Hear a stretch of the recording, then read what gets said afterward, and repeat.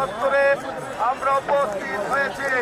প্রিয় ভাইরা এবং বোনেরা, আমরা দীর্ঘদিন যাবৎ ধানের শীষকে জয়ী করার জন্য ভাই ও বোনেরা অনেক কষ্ট করেছেন।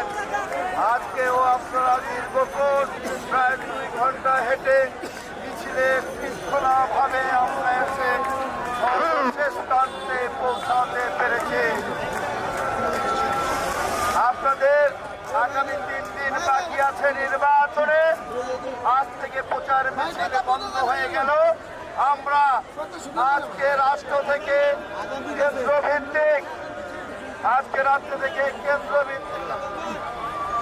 কেন্দ্রভিত্তিক কেন্দ্রীয় নেতৃবৃন্দ এবং এজেন্ট যারা আছে সমন্বয় মিটিং করবেন প্রতিদিন, যাতে করে নির্বাচনের দিন আমাদের সঠিকভাবে কেন্দ্রের বাইরে এবং ভিতরে প্রতিটি বুথে আমাদের নিয়োগপ্রাপ্ত এজেন্টরা যাতে কাজ করতে পারে।